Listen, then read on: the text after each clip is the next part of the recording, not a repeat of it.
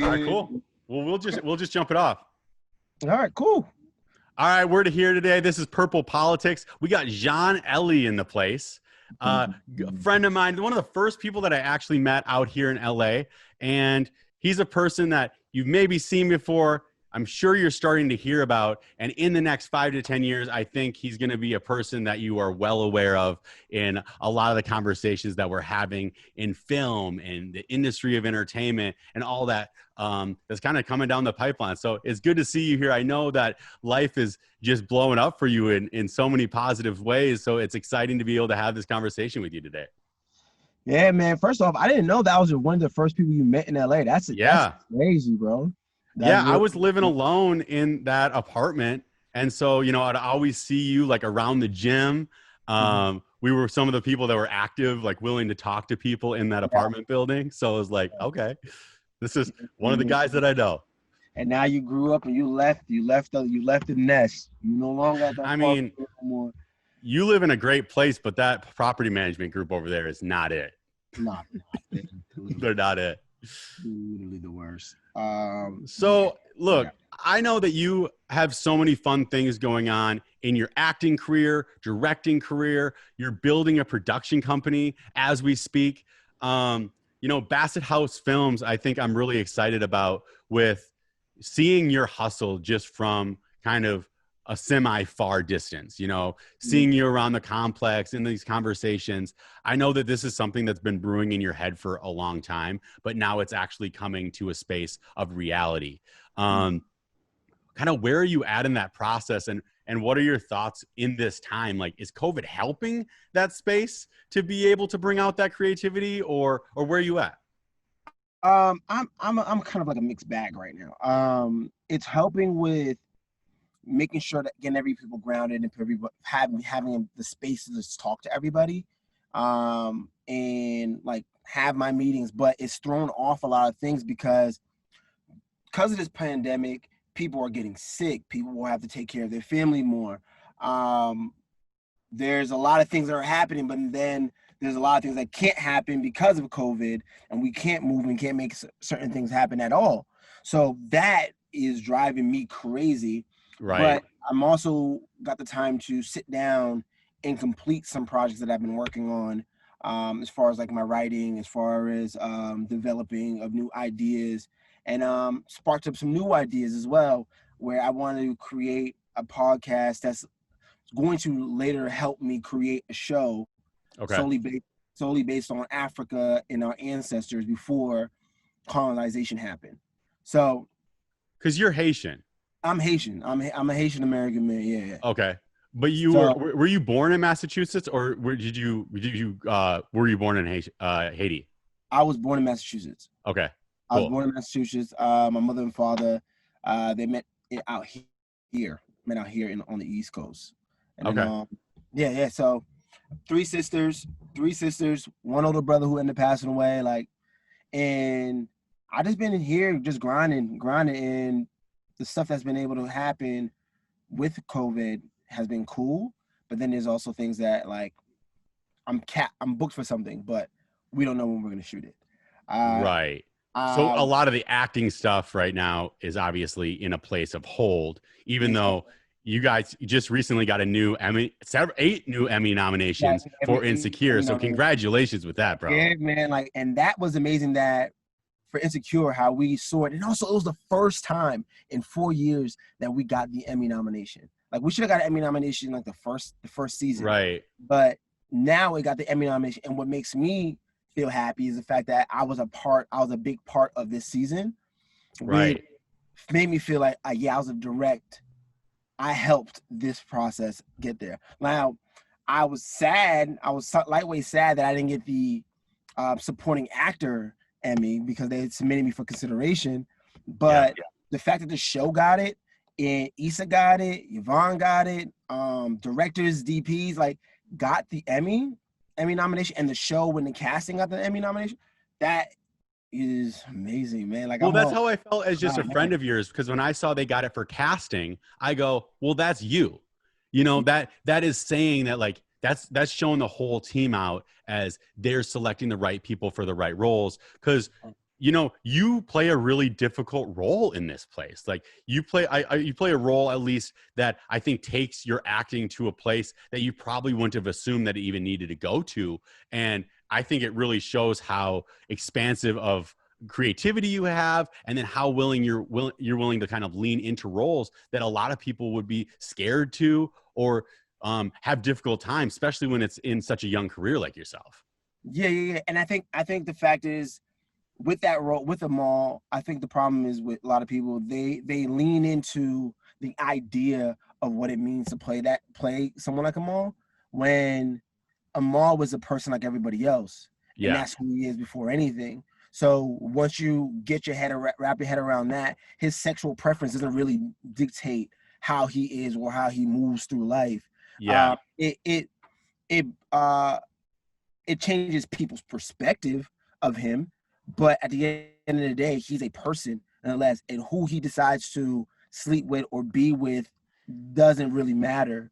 Doesn't really matter in my eyes. It's who he is as an individual first. 100%. I just think it's with kind of like the political world that we live in, you as an actor to take that out as this is kind of your first time really out there in a show that's putting you on a new stage. To play that part so well, knowing that you've taken in the history of what it's been like to be gay and black in America, and the different adversity that has impacted that, even though I could never even understand what that would be like. And in elements that there's no way that you could even understand the elements No, to be gay. there's a lot of elements I don't understand that I'm trying to understand. I'm constantly like working to grasp and get. You know what I'm saying? Like, and that takes research, that takes delicate work on my part. So therefore, it doesn't come off when I'm playing them all. It doesn't come off like I'm characterizing who he is. You know what I'm saying? And then also Yeah. my version is not the end all be all to who Amal is in the whole gamut of what it is to be a black man who happens to be gay. So like that doesn't my version doesn't say that this is the only way. It's not. It's Right. a version. It's a version, and it's something that people could either look at like, all right, cool, that's a different take on it. You know what I'm saying? Than other people. And it's cool to see like you do that, right? Because I see you in that role, and then I also see the character in that role, and so you bring all of that like wholeheartedly to the forefront. And I think that's the coolness of watching you take that role on in its entirety, and not saying that you're taking on all of what it means to be gay in that space. You're saying this is one particular person, but you also don't like characterize it in a way that we've seen so much historically, right? Where usually that person in that movie, or in that show, they bring out all these kind of bullshit stereotypes that then take us down these rabbit holes of where we get today, where you have stereotypes that lead to people being harmed, or people being over policed, or people even being killed sometimes. So I just think it's really valuable the way that, one, you put yourself in that place to even take on that weight, and then the way that you were able to walk through it and present a singular person in this fictional world. And I think you do it well. Thank you. Appreciate it, bro. Is your first project with Bassett House, is it Send Help? That is, yeah. Okay. My first project with Bassett House. That is on. There's a lot of stuff happening with it that Okay. I can't really talk about right now. But it's a show that I came up with after sitting down with Soul Pancake a couple years ago, and they asked me, what do I want to do? It was like right after watching me on Insecure on season 2, they asked me, what do I want to do? What do I want to create? Okay. And that's why Insecure is the thing that like put me on a level where people get to see me and take my work seriously and things I was doing. Because before Insecure, my biggest role before that was American Crime, and where I got to play a Haitian kid coming to America to save his mother from people who were abusing her. Where she was playing the nanny she was an au pair to a rich family, and they were abusing her, and I came to America to save her from them. And that was on season 3 of American Crime. And before that, it was Alvin and Chipmunks, and another one was the Eric Andre show when I was touring with the Eric Andre show. Oh, okay. That was that insecure, and I was still creating throughout that time and doing my own work throughout that time because I was interested. I got tired of auditioning, so I started creating my own work and Right. telling my own stories because it's going to be a quicker way for me to write my own ticket than to sit around and wait for someone else to tell me I'm worth it and tell me that it's my time. You know what I'm saying? So that's how I got into that whole process of starting creating my own content, which inevitably got me to create Send Help, and which brought me to creating Bassett House Pictures. Okay. Yeah, I think it's important to like do that leverage point where like you got to use industry to help you get your name out there. But when I look at you on Insecure, some people might be like, "Oh, like Jean's finally on." You know, like he finally like entered the room. Like John's in the house. And I'm like, "Well, I see you like probably 2 or 3 spots away from like the where I expect you to be in this industry, you know, where I kind of can see your trajectory going. We're like, you're going to be put on for real at some point, and you're going to be able to look back at what Insecure was. And you're like, yo, that was a stepping stone, a building block to where I was going. But like, you'll have a hard time remembering the days of living in the apartment that you're living in. You know, Yeah. you'd be like, yo, I'm happy that I recorded some of that stuff because it's different now, you know? Yeah. It's definitely, man. Like the thing that I see in the future, and like my dreams are like right here, and I'm like right here, and I'm just trying to find a way to like climb to that point. So once I get to that dream, though, it's very important for me and for people to like, once you reach that one dream, you got to go and make another dream. Because I don't know about you, or have you experiences before where you thought about something for so long, and then you finally hit it, and then you're like, what the hell next? Like, what am I doing next? Like, what's the next goal? Like, have you ever Right. experienced? Yeah, I mean, I've experienced that even with like JuiceBot, right? So Yeah. we got kicked off of the executive team of JuiceBot. I still hold equity in that company, but there's a total another group that is taking on the dream that we lived for 7 years. Yeah. But I never looked, and so that company is not really mine anymore in the way that I expected it to be. They're doing a lot of things that I didn't intend to happen with it.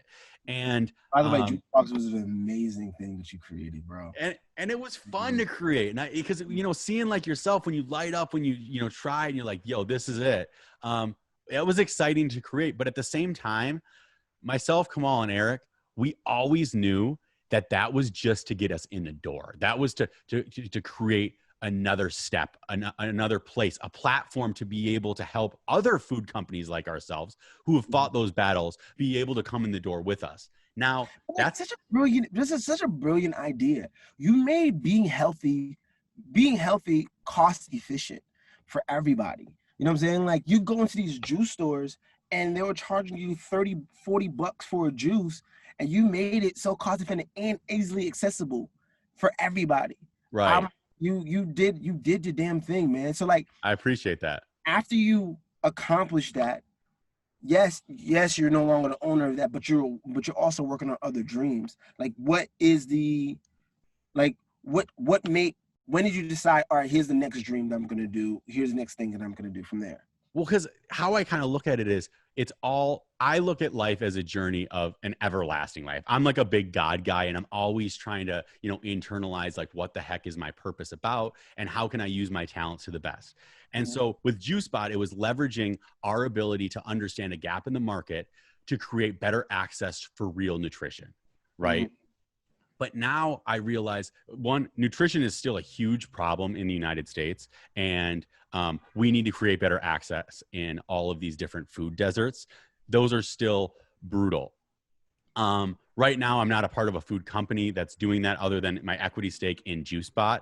But as far as like a managerial, like working towards something on an everyday basis, I'm still I'm taking time back to say there's also another crisis in America, and it's our conversation that we're having with each other. I think the biggest thing that is truly wrong in the United States today, and actually in the world, because the United States has such an impact, is the misunderstanding that people are having with each other. So I look at the right and the left in America, and they're talking about potentially even having like civil war if you talk to the wrong people, right?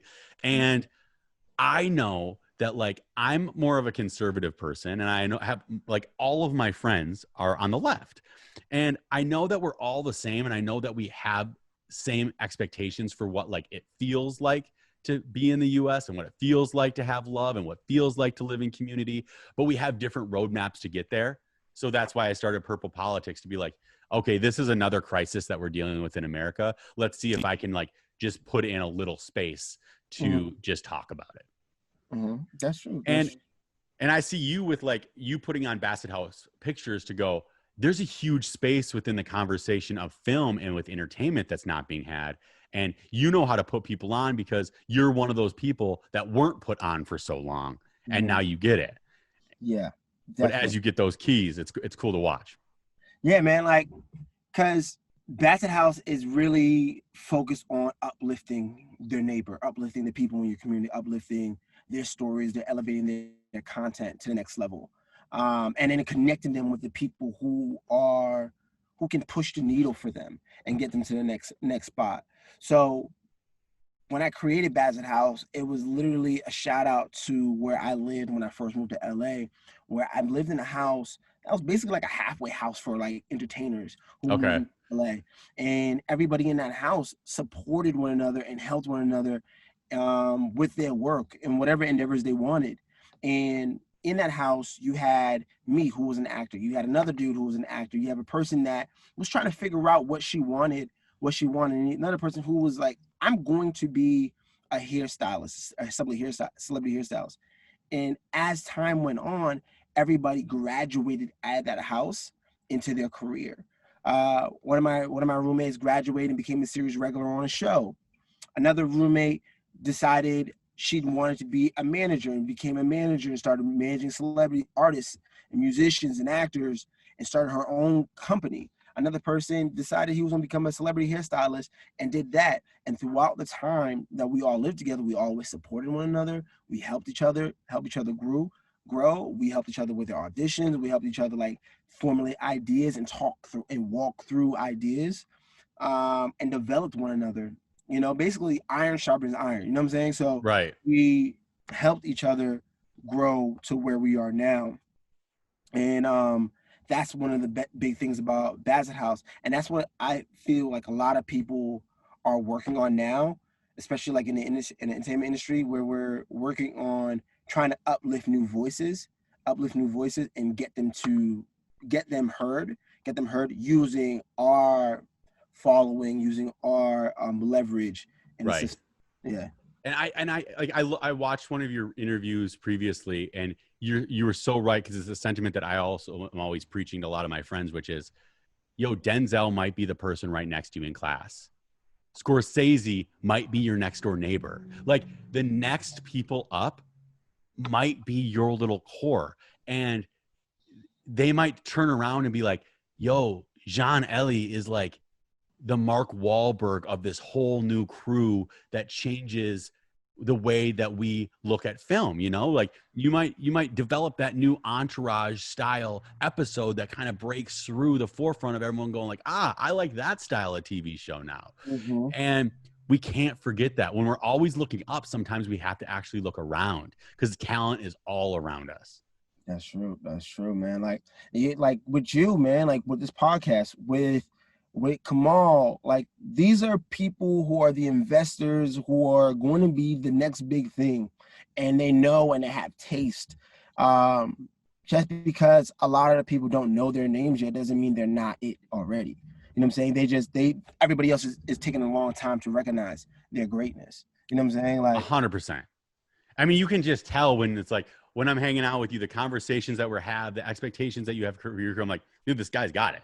Like, in 5 years, when everybody's like, oh, now he's been put on, it's like, no, he was always that same dude the whole time. Like, even when he was living in a 1-bedroom alone, and now there's 150 people in the house that are all shouting his name. It's like, been the same thing, always been there, always been working hard. It was always coming. And I think it's important to also like celebrate the times that we're in, where we're like, this is the space that you can move small. develop your crew the right Yeah, way. you can make mistakes. You can fall on your face. You get back up, and you're not hurting too much people in your process, because every day is a learning process. You're learning who you are. You're learning what works for you, what doesn't work for you, and these are all things that are going to help you stand the test of time, Hmm. and grow to that thing that you really wanted to be, and whoever you're going to be. I hear you. Because there is times where you see different actors or musicians or whatever, like you'll see like Justin Bieber's kind of break into the industry like so young that they haven't even like developed their understanding of their own self. They haven't had that like ego death. And I actually think he's adapted really well. But like you see that all the time where it's like, if you don't get your consciousness straight, especially like where we are politically and where we are culturally, like you got to be coming in with sending the right messages, like understanding yourself enough to live through what it means to be a role model and what it means to be an influencer, and what it means to be celebrated. I'm fearful of people that get too celebrated, because it's like not fearful of them but I fear the experience that like their soul experiences, because Yeah, it seems to be weird. it would be it's crazy that people look to people like you are it, and but you're also it. You know what I'm saying? True, Like true. people forget that they're it, but they look to other people like, no, you're it. I'm like, nah, you're it too. Like you were born, you're amazing already. You know what I'm saying? Like you can do great things for your life. And a lot of people, they're so focused on that one person, that one figure, and they wrap their whole lives around that person and forget about their own life. Like your life has meaning and purpose as well too. Right. Um, and like what's going on now in the world, I think I think is good. It's good, but it's like took them long enough for people to like wake up. Like Yeah. people are literally waking up right now, and they're understanding, and they're doing their research and doing their homework, and understanding like why things are the way they are, why things happen the way they've happened. And people were super oblivious to it, and Yeah. oblivious to certain things they were doing, certain things that were happening in their world or happening in their community, and now they're starting to wake up to a lot of things and take responsibility and do their part. Yeah. A lot of influencers are doing it as well. A lot of actors, a lot of entertainers, they're using their platform to uplift the voices of other people who are not necessarily heard on a day-to-day basis. I hear you. And because I was one of those kids. I grew up in Rochester, Minnesota. uh, there's some elements of diversity there because it's a part of the Mayo Clinic, but there's a lot of, we definitely lived in a bubble regardless of that. And, so even though I had a lot of black and brown friends in different spaces in my life that would be able to tell me like, hey man, like I get scared around the cops, or, this made me feel uncomfortable, or I experienced racism there. I can still say that I didn't realize the severity of where it could go all the time. Not to say that I didn't see it in the news, but for some reason that George Floyd hit a different chord. I think it was with COVID. I think it was our time, the space. I think the way that the video showed us all of it in its reality, in its 8 minutes and 47 seconds. Like all of that came down to a space that white people got a better glimpse of how deeply dangerous some places in this community can be to be a person of color. And it sucks because I'm not going to be the type of friend also that's like, Joe, Jean, now tell me everything that I need to learn.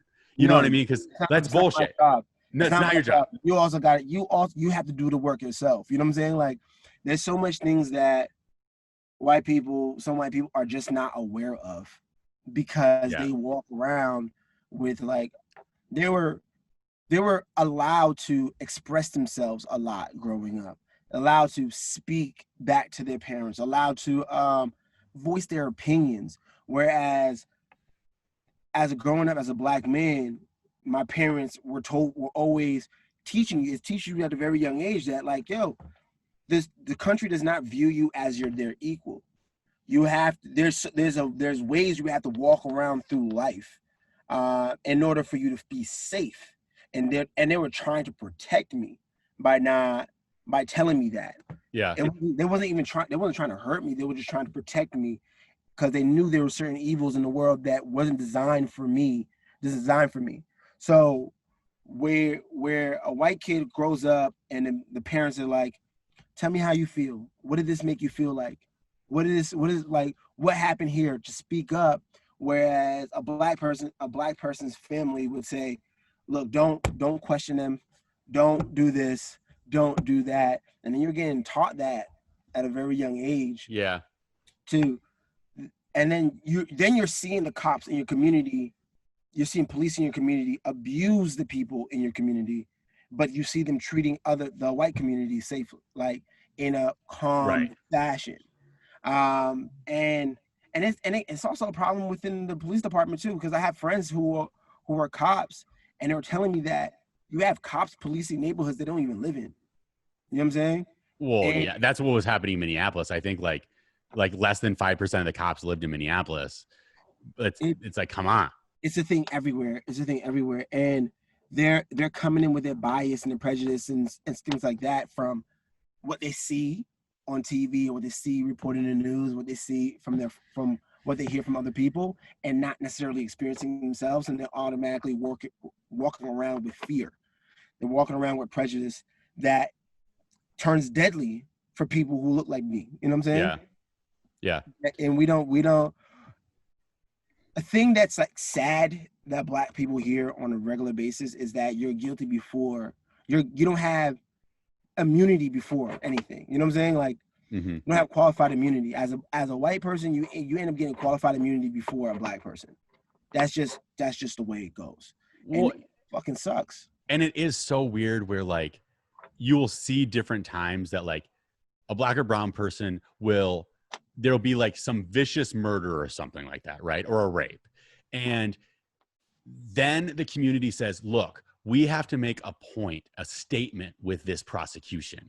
They over-prosecute the crap out of the kid because there was a vile act. And everyone goes, well, the person deserved it. It's time for him to go to the clink and throw away the key. But then a cop will do something and they go, well, we got to make sure that like everything is just and everything is in line and appropriate and well-mannered. And I actually think it should be well-mannered and appropriate at all times. But then the cops end up not even like being approached with the George Floyd thing. All the cops should have been put in handcuffs that day and immediately went to jail and had to talk and be separated, for they can't talk amongst themselves, just like it would have been if me or you would have done that same thing. Exactly. And it would have been worse for you than it would have been for me, because that's just the way that it was in Minneapolis. The Minneapolis Police Department and the police union right now is fucked. It's called qualified immunity. It's the qualified immunity. When you're a civil servant, you're a civil servant. You should be walking around with the same rules and regulations that we walk with. But because they're a cop, they get, oh, maybe it was like an accident. Maybe it was this, maybe it was that. But I'm like, no, that person literally killed the person. Right. Killed. And even the thing with Breonna Taylor, like that kind of went away, but it shouldn't. And those cops are still not prosecuted or even handcuffed. Well, and I look at, I kind of had this realization the other day because the people on the right wing, they like to look at things like Jeffrey Epstein, right? And they go, the Jeffrey Epstein didn't kill himself. You'll see people on the news every once in a while even wear the t-shirt. They're like, Jeffrey Epstein didn't kill himself. We all know it. Go figure it out. Because whatever you're telling us is bullshit. So, and until you tell us that he actually didn't kill himself and somebody killed him, then I'm not going to be happy. But those same people on the right will look at people on the left and go, look, all the cops said was that the person who was behind the door started shooting. They had a no-knock warrant, but then they say they had a warrant, but then they didn't. It got kind of messy. And Breonna Taylor ends up taking like all of these shots, and it wasn't even the place they were supposed to go in. I look at it kind of similar to the way that the right looks at Jeffrey Epstein case, and I go, look, this is bullshit. It reminds me of what happened in that scene on Training Day, right? Where like they shoot the person and then Denzel's like, yo, this is actually how it went down when we get outside. That's what the Breonna Taylor case feels like to me. I don't care what all the cops are saying because it sounds fishy. It sounds dirty. And that it gets locked in this prism of everyone being like, well, it's dirty, bro, and they need to go to jail. Like, yeah. there's no way around it. Like, they need to go to jail. You walk into the wrong place and you started shooting. You need to go to jail. And they're like, oh, but we had a no knock warrant, and we accidentally. I don't care if it's an accident. You're going to jail. You shot her. You literally walked into someone's place and you started spraying. You didn't identify yourself. You didn't let them, like, none of that. You went in and started spraying. It's the same thing with that cop who walked into a guy's place and shot him in his own home because she thought it was her place. And someone right. Like, yeah, it's the same thing. Like, these people need to go to jail. Point blank, period. Like, there's no going around it. Because if I walked into your house and, like, let's say I'm like, oh, I thought Jean stole something from me, and just as normal citizen shit, I walked in your house and, well, 1 second, started spraying bullets, and I kill you, and I'm like, oh, whoops-a-doodle, it was supposed to be the other guy's house. I go to jail. That's how that works. Everyone goes, no, white or black, generally in this country, everyone goes, well, sorry, bro, like, you're going to jail. Exactly. So if the cops don't get equal judgment towards, I understand that it's tough to be a cop. I understand that it's scary to wear that badge. I also think that we're putting too much on cops. And that's why they get funded and they move funds to other places like mental health. You know what I'm saying? Different. They shouldn't be first responders to a lot of things. No. They're first responders. Like, meter maids should be the people handing out speeding tickets. That's how I feel about it. Like, a cop, they're already handing out tickets for us parking in the street. A meter maid should be the person handing out speeding tickets. A meter maid should be the person responding to accidents. They should be responding to all those things. If it's not, go ahead. No, keep on going, man. No, like, those are the people who should be responding to those things. People without guns, because they don't need guns to hand the speeding ticket. You don't need guns to help out on a car accident or something that happened on a car accident. You don't need guns for that. Right. Like, you have all these guys showing up to all these things that turn scary real fast when you have these cops on the street who are, one, trigger happy and waiting to shoot off a gun because they haven't been able to shoot off their gun yet besides at the shooting range. Like, you have, and then they're being taught, I feel like they're being taught terribly you're in school for what? How long are they in school? Cops are in school for like, I don't know. It's like a month? I actually, I don't know. So if anybody in the comments wants to check us on it, I'm going to guess like 6 months or something like that. 6 to 8 months. 6 to 8 months. I don't even know if it's that long, bro. I don't even know if it's that long. I'll Google it. And yeah, Google it real quick. Like, they're expected to know things that's going on with everybody in everybody's field. Nah. You could put that funds into other things. And I do think, like, I initially didn't understand the sentiment of defund the police, to be completely honest with you, because I think that in the cops training, I think we actually have to, like, add funds to their training.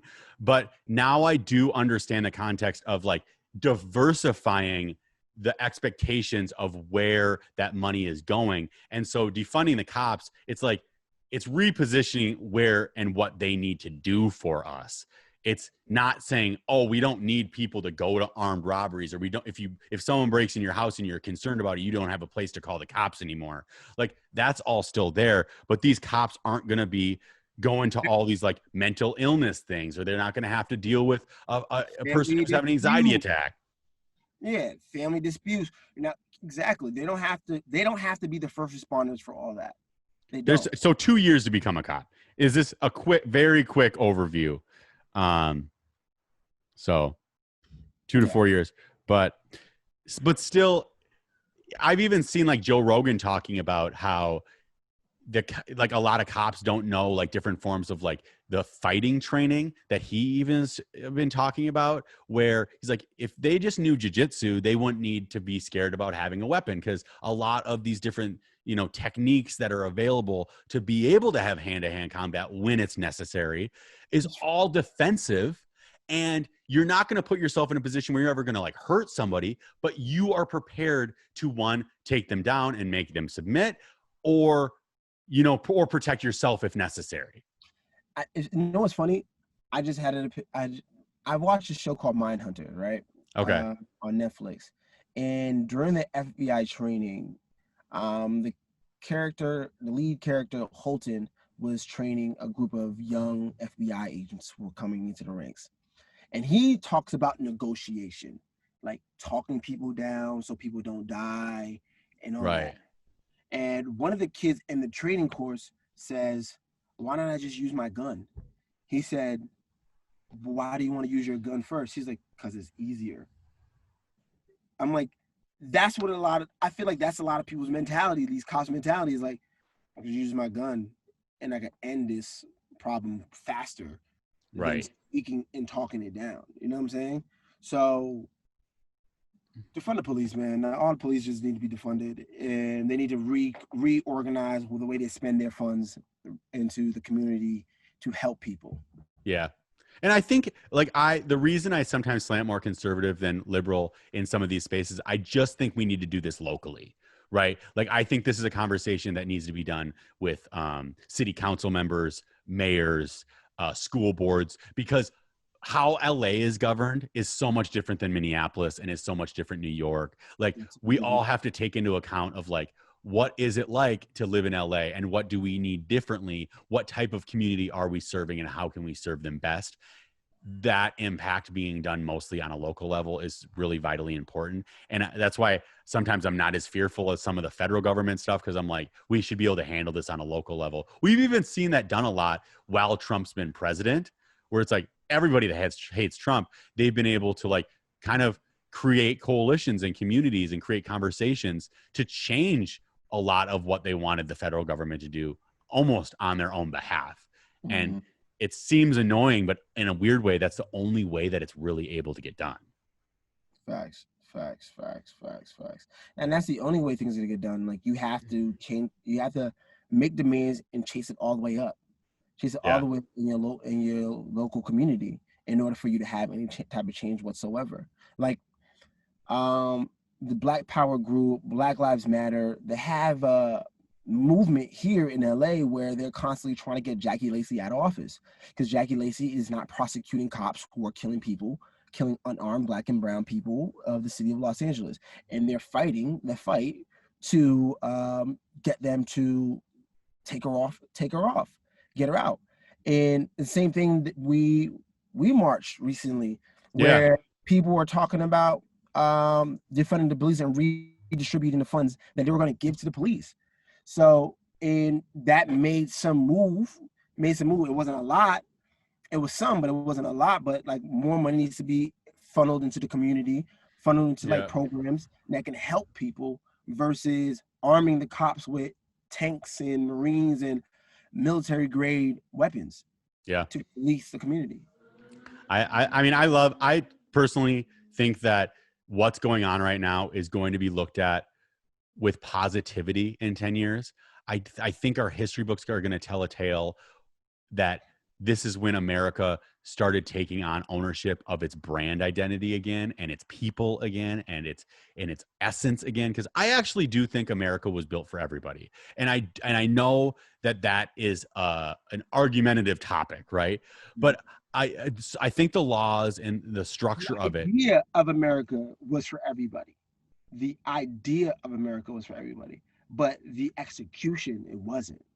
And I can totally be on the same vein with you there. I think that there's different parties that have taken, not parties as political parties, but different people that have taken ownership in different ways. And I never want to be in the space where like American flag seems like it represents me more than it represents you. That's never how it was supposed to be. I don't want the American flag to start coming off as if it's the Confederate flag, because we fought a fucking war over that. That Confederate flag should be burned, thrown in the dirt, and never seen again. And if you raise that up and you think that it represents America, it's like, no, bro, 650,000 Americans died to make sure that that is the least American flag out there. It's a Nazi flag to me. It's the same darn thing. And I believe that we're building a future now where we're both going to be able to sit with the American flag behind us and be like, this is my shit. And we built this together, and we can be proud to be here. We can be proud to raise kids here, but also it's going to take time. I don't want my optimism to ever be mistaken for saying that that doesn't mean that we're supposed to take our foot off the gas. We got to keep our foot on the gas. But I just know that the only way to win is sometimes giving people high fives, because that's how it was playing sports back in the day. Like, it was like, yo, man, we're going to get to the end zone. We're going to make it happen. It wasn't a bunch of us sitting around going, man, this isn't going to work out. This isn't going to. Teamwork. That's not going to get us in the end zone. It's teamwork. It's teamwork. It's teamwork. Yeah. And everybody has to be on the same accord in order for it to really work. I love it. That and once everybody's on the same accord, once everybody is woke, and once everybody is understanding of one another, there could be some real change. There could be some real change, and we're working towards it. We're not there yet, but we're working towards it. And I think that's like a big step. It's like a huge step of people just waking up and sticking up for everybody. You gotta stick up for everybody. If you're not, you can't just stick up for your own class. You gotta stick up for the LGBTQ community. You know what I'm saying? You gotta stick up for the black guy, the white guy, the Indian guy, you know what I'm saying? Like, you have to stick up for everybody and fight everybody's cause in order to make it a place that we can all be happy to live in. Yeah. And I actually think that can happen sooner than later. You know, I think we still feel honestly, what do you think? How many years do you think it's going to take before people get on the same accord? How many years do you think?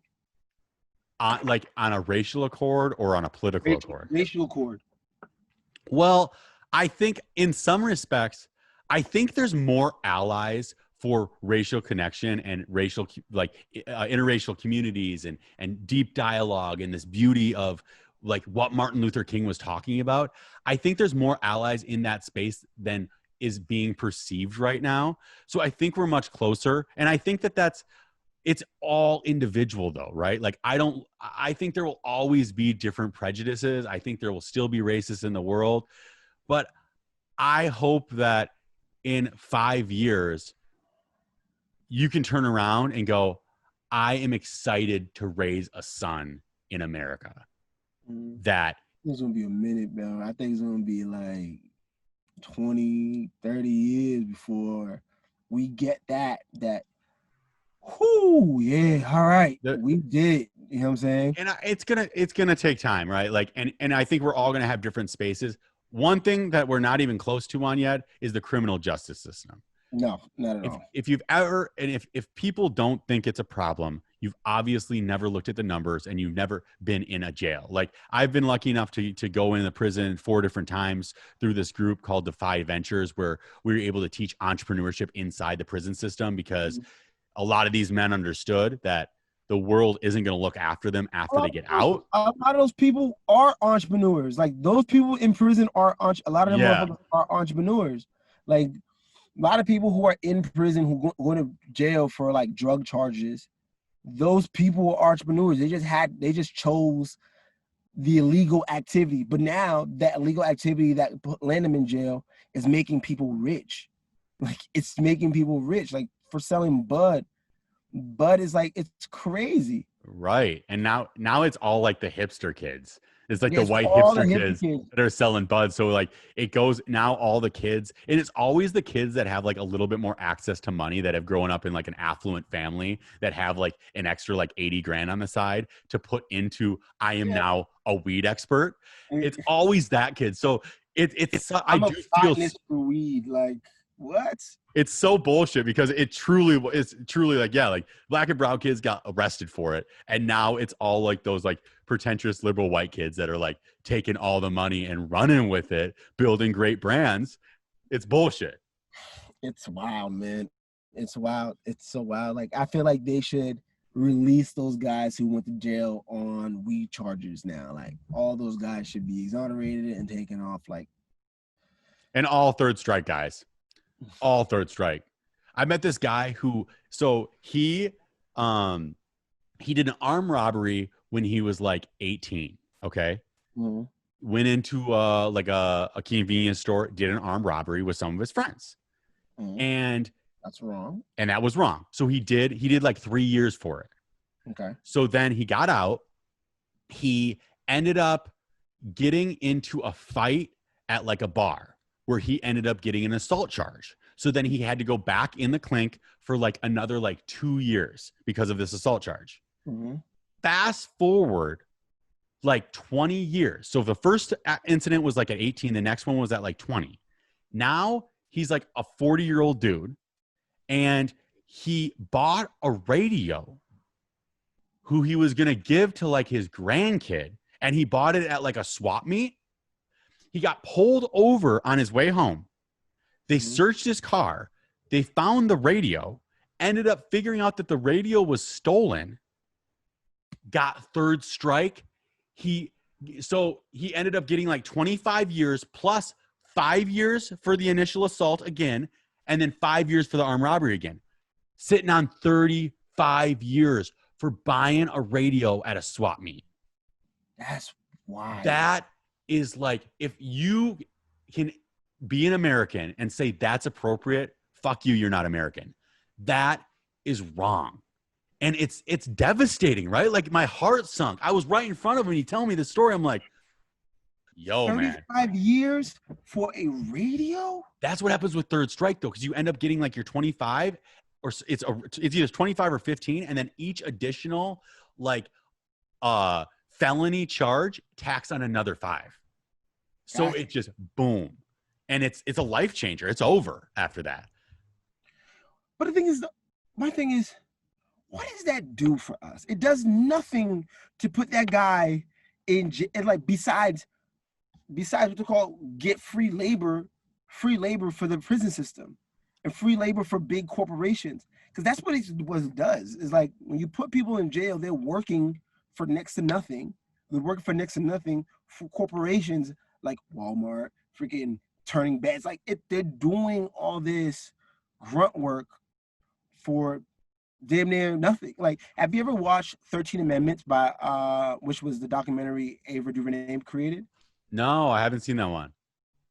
So basically, she talks about prison and what the prison system is, and the prison system, and how the prison system works, and how there's like a bunch of private prison systems that use these prisoners to work for big corporations. Right. And they pay them like $2, $1 for work in prison. And then the food to live in prison, and the food in prison that usually costs us like 15 cents is like $20 in prison. Like, it's insane. It's so disheartening. And then when you start to look in on what brands utilize that stuff, it's like, dude, it's all the dope brands. It's like brands like Nike. And you're like, what? Like, I love my Nike running shoes. I love my LeBrons. Like, fuck. Like, how, I don't know, sometimes as a consumer of how to deal with that knowledge, right? Like, you try to start cutting yourself off as much as you can, but at the same time, it's like so in our face sometimes. Mm-hmm. And then like, prison is basically like the modern day way of doing slavery. And that's basically what it is. It's a way to create slavery again. They have these people just locked up in cells. Then you are literally doing the same thing that people were doing during slavery. Like, they're still trying to live their lives and all that stuff like that. And dude, the guy that I was talking to, he was just a grandpa. He was just a grandpa. That's all. Like, he was just a chill, knowledgeable, cool grandpa. That's it. That's all he was. And he was sitting in jail for like another 20 years. For what? He's like, yeah, I get out when I'm like, I don't know, 70 or something like that. You know, and he's sitting in there and he's like 60. He's almost 60. It's like, crazy, bro. No. And I mean, but then again, like, it's interesting because, you know, talking about like what was happening with slavery, like back in the day, and to know what it was like to be back then and to let that exist. That happened, right? Like there was people in the North that knew it was happening, was benefiting from it, but didn't know what to do about it. I sometimes even feel that disconnected right now when it's like, well, what's happening with our Apple and Nike products in China? Like, what type of slavery are we not stepping up to right now? And like, with what's going on in our prison systems, like, how can we confront these different things to like, I don't want to be looked back in 25 years and me wearing like a Nike shirt on this program and being like, holy shit, bro, like, that's like you wearing a shirt that was made of cotton back in the day, you know? So it's like, it's all such a distracting time. We're not going to solve this here on this program, but to start becoming more conscious of it, to pushing these thoughts forward, we got to start breaking the ice on some of this stuff. Mm-hmm. That's very true. That's very true. We need to speak up for everybody. So thinking about Soul Pancake, I feel like that's a pretty cool organization to be a part of. It's an amazing organization to be a part of. It was great when I was working with them on creating Send Help, because they're all about uplifting people and like getting people to a whole new consciousness. And that was one of the blessings of working on a show like that, creating a show with that company. It's like they're all about supporting one another, uplifting your dreams, uplifting your passion, telling your stories, so therefore we can all connect in some way, shape, or form.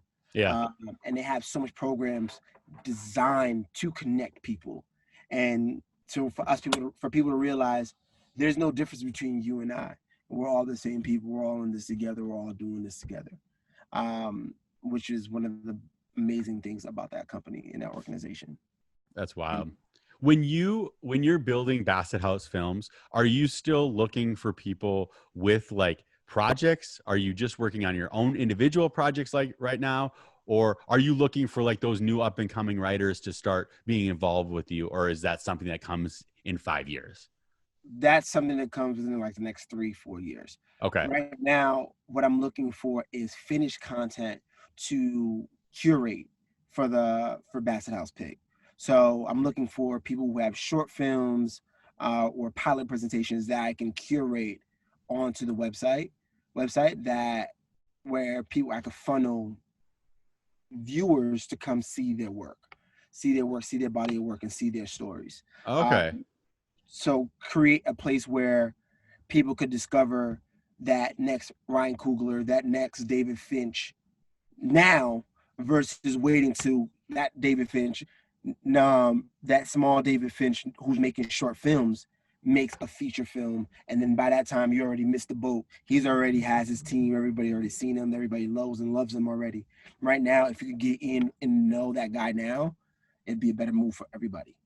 Got it. So they have kind of their pilot done.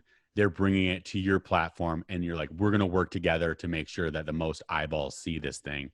We're going to get you in the right spaces that are going to be conscious of what type of conversation you're building, and like, let's grow you from there. And the stories you want to tell, and then we could just go and we're building from there. And then now it's just putting you in the right room with people, and you already have your calling card. It's already done. You know. I love it, dude. I love I love it how you're with a small team. You're moving quick. It lets you be agile. There's big things happening, and I can see just this maybe small currents that we're feeling right now. They're going to turn into big waves for sure. Yeah, man. I'm hoping and I'm praying and I'm doing the work. I just signed with a new management company who is really busting his ass to make sure all my dreams come true.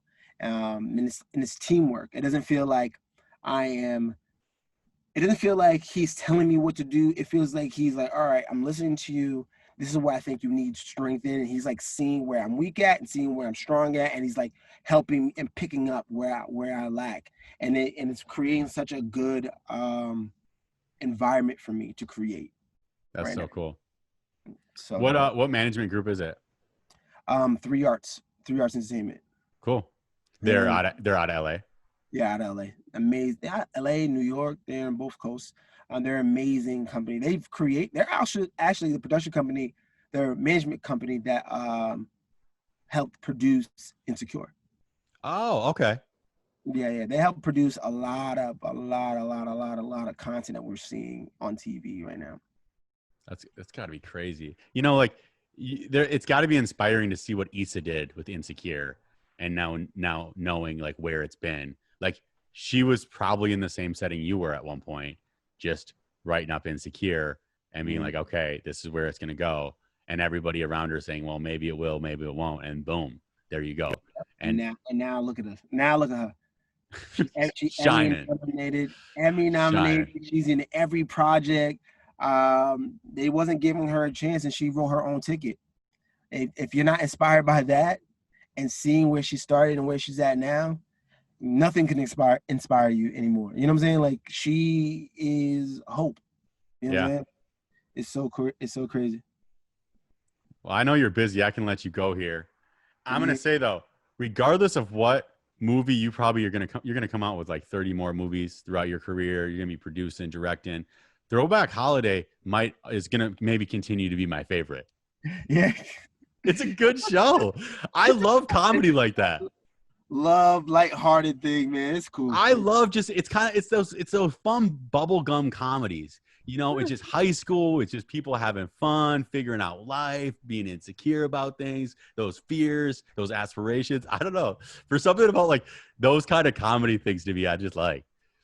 Yeah, Throwback Holiday is gonna go down as one of my favorite ones.